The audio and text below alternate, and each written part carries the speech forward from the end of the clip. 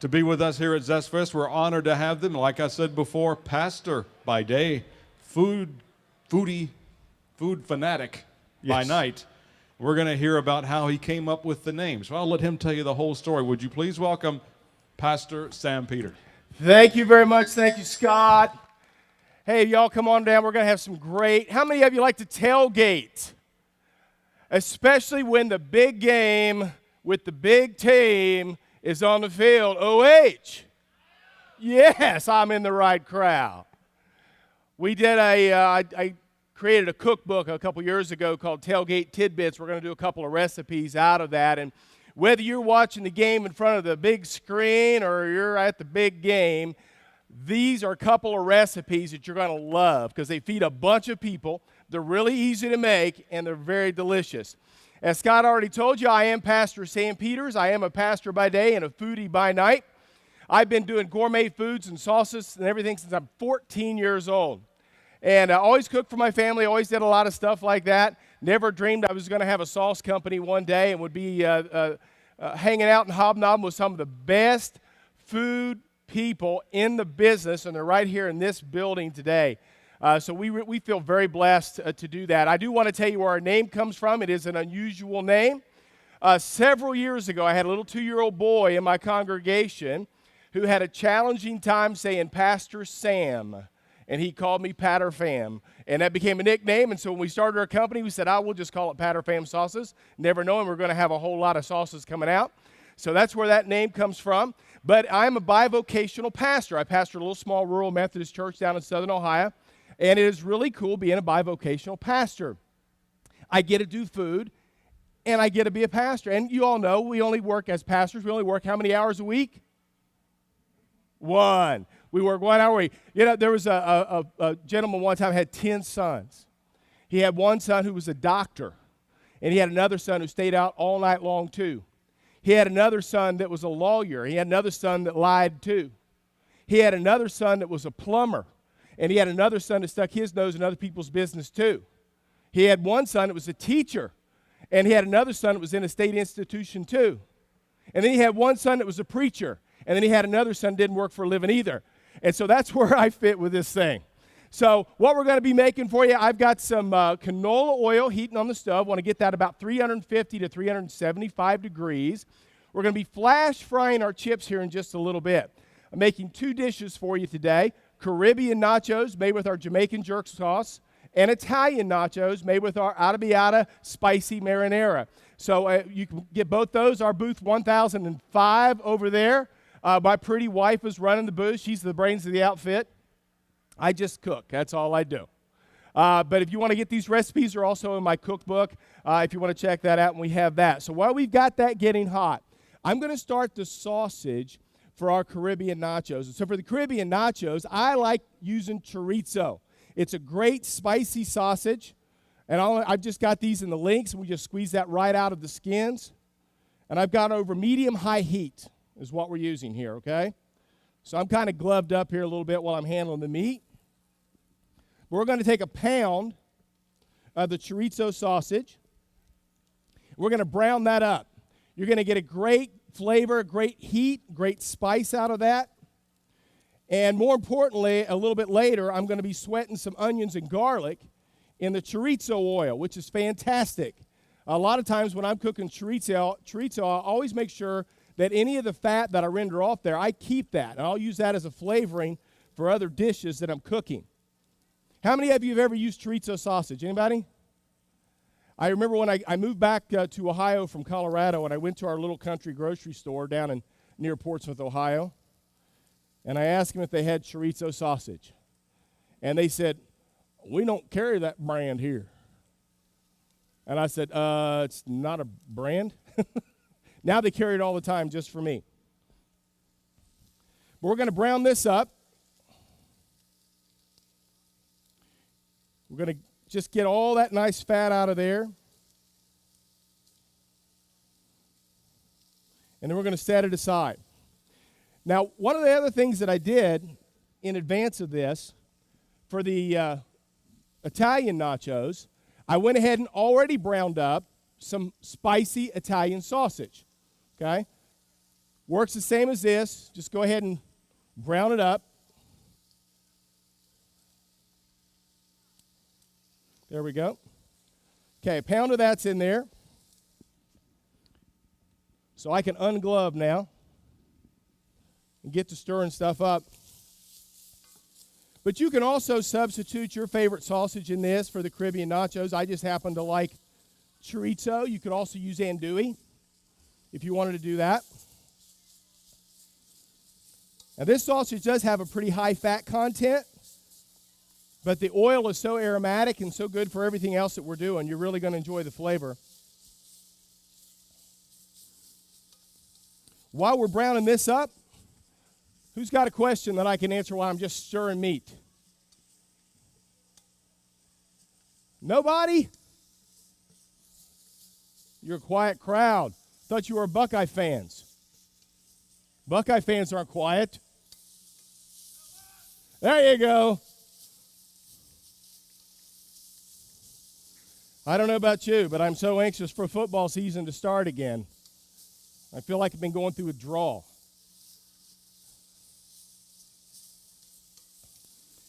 The pretty lady with the camera, that would be my wife, who's also a photographer. We've got a couple of things coming up with our company that I wanted to tell you about.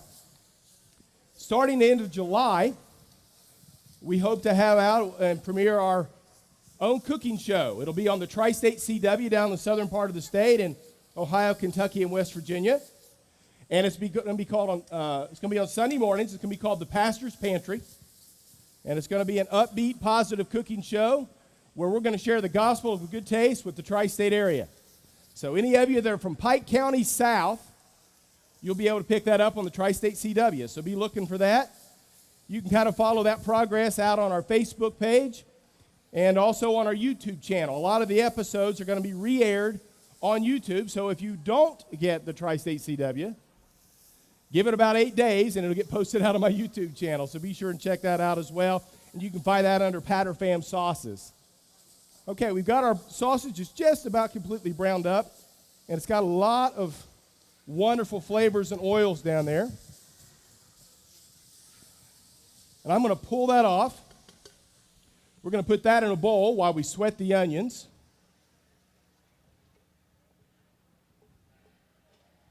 Okay? Now, I've got this all pulled off. I've got 1 cup of white onions. You can use yellow onions as well. I'm going to sweat those a little bit. Let me get my temperature turned down just a little bit on those onions. I don't want them to get ahead of me. And then I'm putting about a half a cup of green onions in there as well. I like putting the green onions in there. They're a little bit milder than the white onion. They're also going to add a great color to the dish.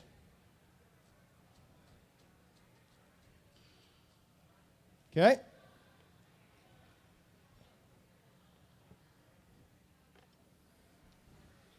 About a half a cup of that. And then, who doesn't like garlic with onions, right? It kind of goes together. I'm just going to put 1 clove of garlic. We're just going to do a rough chop on that.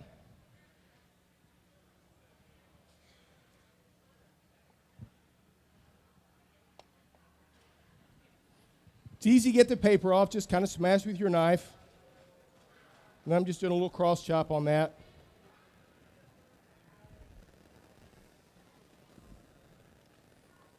And then we just want to sweat these onions until they just start to get a little translucent. We want a little caramelization, but it's going to pick up all of that chorizo oil. It gets this nice golden color. We need a fan up here blowing this way. This smells so good. Yes? Let me get you a mic up there, ma'am. Hang on. Here we go. You got a question? Okay. What's your question? I don't have one. Oh, you were just saying yay for the smell? Oh. Oh, she wants to smell. Oh, she wants to be a test smeller, as it were. I'm doing the best I can, honey. I tell you what, you come right on up here. Sure. Give her a hand. Give her some encouragement. You come on up here, hon. Come on. What's your name? What is it? Kyla. Kyla's my new sous chef. She makes me look good, doesn't she? Now smell that. She makes you look tall, Chef. That smell good? That's awesome. Now go back and tell them how good that is, all right? Give Kyla a hand. Thank you, girl. She'll be your next Food Network star. You just be watching. She'll be out there. Well, now you do have to pay the piper, Kyla. You got to give us your review. How was it? It smelled wonderful. There you go. Now, all I've done, now that we've got that all sweated, really? I'm pulling those onions off. We're told by her folks that's a very picky eater that just made that review, Chef. So congratulations. Okay, so we've got that all done. Our next step in this process is we've got to make the chips. Now, I made a lot of these in advance, but I want to show you how to do these. All I'm using is some large wonton wrappers, okay? Just go to the store, get some large wonton wrappers. I got this on camera? Yeah. I want to show you how to slice these. We want to slice these in fourths and then in half, okay? So just to make these chips, about 1-inch slices. And then we're just going to slice them in half again. That's it. That's all there is to it to making these chips. Now our oil, I hope, is up to 350 degrees because I don't have a thermometer up here. It's not quite there. Let me turn the heat up a little bit. There we go. Now it's coming up. You can only do about, maybe depending on the size of your pot, 6 to 10 of these at a time. They will cook very quickly when you flash fry them. You just want to put a light brown on them. You're going to let them go about 5 to 10 seconds on one side. And then we're going to turn them over just till they turn a light brown. This oil is probably at about 340. It's probably not quite to 350 yet, but we'll get it there. Well, we're going to cook a few of those up, but when they're done, they look like that. Okay? We got that on camera. There we go. So you got some nice golden brown, nice crispiness. And I'm using canola oil. Let me tell you why I use canola. It's got a little bit better smoking point than vegetable oil. Okay, vegetable oil at 350, it really breaks down a lot faster. It gets smokier quicker, and you just really can't do as much frying with it. So I really like using canola. Sunflower oil is another one that I like to use as well. So either of those two, I think would be good choices for you. Get those to brown up a little bit, so at least pull a little bit off for you. They told me some of these burners up here were a little iffy, but we'll get them. Any other questions on chips? How many of you have any of you ever used wonton wrappers for chips? I'm telling you, it's fantastic. It makes a great nacho. Because we always thinking, I've got to have a corn tortilla. No, use these. These are great. They're a lot lighter. They're a lot crispier. They really hold sauce well.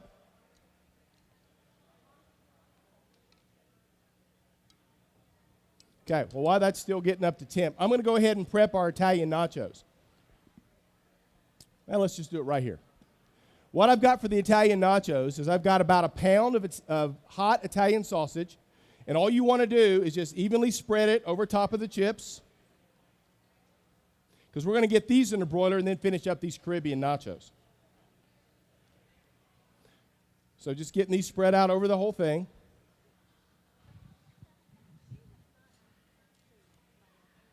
And again, I just fried these up earlier today. Okay? Now we've got that all done. Whoops. We want to add the rest of our ingredients. How about pepperoni? Y'all like pepperoni? Going to put a lot of that on there. And I like pepperoni after it's been under the broiler. I like those little crispy edges on pepperoni. I don't like little limpy pepperoni stuff. I want it to be a little crispy because I like crispy bacon. I'm just that way. That's me. But it's always fun getting the family around for tailgating, especially at my house. In my family, we put the fun in dysfunction. So anytime we all get together and I'm cooking, it's always a hoot. But we have a lot of fun. You know, Christ got a lot of people together and had a lot of meaningful discussions around a lot of great food. Okay, next thing we want to put on there is I've got some hot, it's spicy food, folks. Guess what? We got some hot pepper rings. We want to put those generously over top of the nachos. Something I'm sure they could pick up from one of our vendors here at ZestFest. We have no shortage, especially if you go over and see my buddy Ed Curry. Ed has got a few peppers that I'm sure you could put on your nachos that would spice up the day for you. Okay? Now, we're not done. We've got something else. We've got to put a little bit of cheese on there. So we've got Italian sausage, we've got pepperoni, we've got pepperoncinis, and we're going to put a little bit of cheese on here. Did I say a little bit? Lots of cheese. I love cheese. Cheese makes everything good. I think if you put cheese on dirt, you could eat dirt. That's what I think. Cheese and bacon makes everything better. All right. We've got about 1.5 pounds of cheese on these nachos. Let's keep these under the broiler. Which one? Right over here? If you'll keep an eye on this and don't let them burn for me. I'm putting those on the middle rack. That'll be under there just for a few minutes while that happens. And I finally got some brown chips over here that I can pull off for our Caribbean nachos. So we're going to pull those off. Now, typically, I'll pull these off and put them on a paper plate or paper towels. And then I'll hit them with a little bit of salt. You can use kosher salt if you want, or regular old table salt. That all works for me. I'm not that picky. And then that wonderful mixture of the chorizo and the onions goes over the top. And you already heard this does smell good, okay? You heard it from an expert. We're talking about 1 pound of chorizo, onions, garlic. All good, oozy, goozy stuff. And then, you got to have more cheese. Pepper jack cheese. Oh, I thought, oh, yeah. And I've got about 1.5 pounds of wonderful pepper jack cheese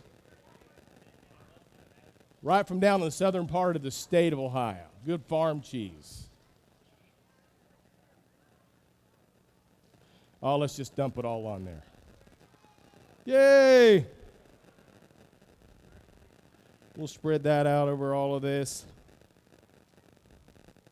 And then, because it's Caribbean nachos, I've got one more secret ingredient, chopped pineapple over the top. Little sweet to go with the heat. You're going to eat this, and it is going to take you on a trip to the islands. Yeah, man.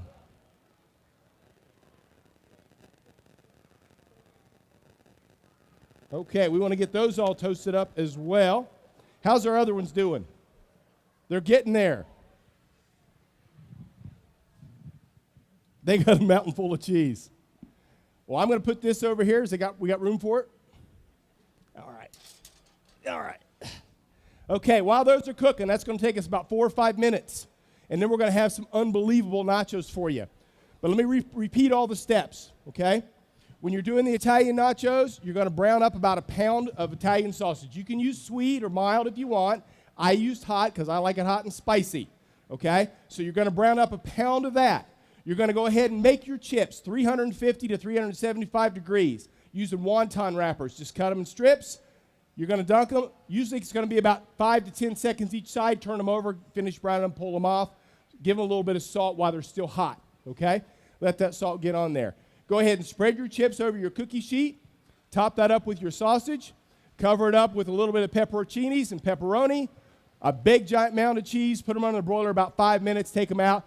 I don't even put them on plates when I'm at home. I just set the entire cookie sheet in front of me. That's what I do, okay? Now, when I do the Caribbean nachos, there's a little bit more detail to the sausage because you want to go ahead and cook out the chorizo, get that chorizo fat down in the skillet, and then put your onions. You got about 1/2 cup of white onions. You got about a half a cup of green onions for color, and you got 1 clove of chopped garlic. And you put that all in the oil, sweat those a little bit so they get translucent, nice little golden color to them. You're going to pull those off in a bowl, let them cool. Again, make your chips, spread those out on the cookie sheet, cover it up with the meat.